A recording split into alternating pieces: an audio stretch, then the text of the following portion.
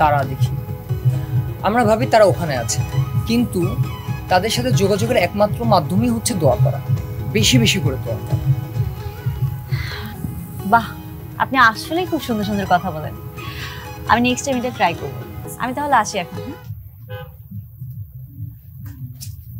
কি অনিরাপদ অনুভব করে চলে যাচ্ছেন নাকি? আরে না না, তেমন কিছুই না। আপনি ছবি আঁকছিলেন তাই। মাঝে মাঝে মনে হয় পুরুষ হয়ে জন্ম নিয়ে অনেক বড় ভুল করেছি। কারণ একটা মেয়ের জন্য এই অন্ধকার রাতে সব থেকে বড় ভয়ের ব্যাপারটাই হচ্ছে একজন অপরিচিত পুরুষ। আরে না না, তেমন কিছুই না। আপনি আসলে বাড়িওয়ালার ছেলে, এর জন্য। এত রাতে একটা মেয়ে ছাদে একা একা হাঁটতেছে, এটা ভেবে জাজ করবো ভেবে চলে যাচ্ছেন, তাই তো? এটাই বলতে পারেন। আমাদের না আগে বাড়ি ছিল না, তো আমার ছাদে উঠতে খুবই ভালো লাগতো, চলাফেরা করতে ভালো লাগতো, ছবি আঁকতে ভালো লাগতো, ঘুরতে ভালো লাগতো। কিন্তু ওই বাসার ছাদে ওঠার না একটা নিষেধাজ্ঞা ছিল। আপনাদের বেলায় এরকম কোনো নিষেধাজ্ঞা নেই, আপনারা যখন তখন চাইলেই ছাদে উঠতে পারেন। কি আঁকছিলেন? দূর থেকে দেখলে তো বুঝবেন না, কাছে আসেন, কাছে এসে দেখেন। আচ্ছা, ওয়াও, এত অসাধারণ আঁকেন আপনি। ওই অসাধারণ, এটা তো মোটামুটি অ্যাভারেজ। এটা যদি অ্যাভারেজ হয় তাহলে আমি আপনার কাছ থেকে অ্যাভারেজটাই শিখবো। কি নাম আপনার? রত্না। আমি রাইফ।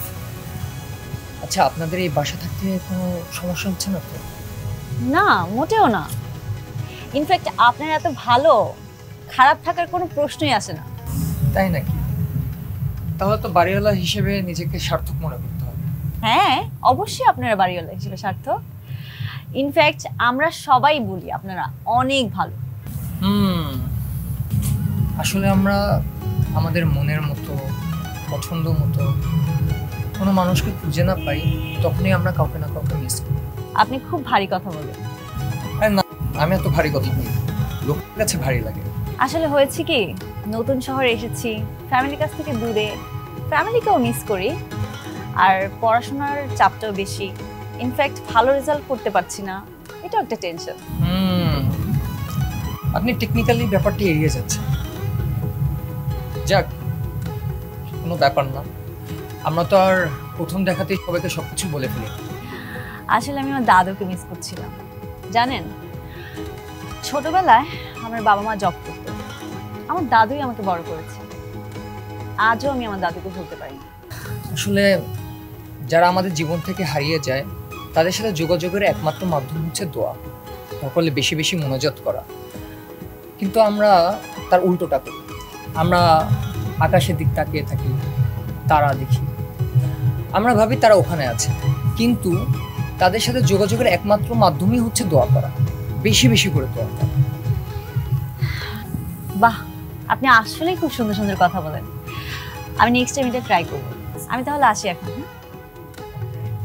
আচ্ছা শুনে যান, আপনি যখন তখন এই ছাদে চলে আসতে পারেন, এবং যদি আমি থাকি, আপনার যদি অকওয়ার্ড ফিল হয়, আপনি এত বিশাল বড় ছেলে যে কোনো একটা কর্নারে নিজের মতো চলাফেরা করতে পারেন।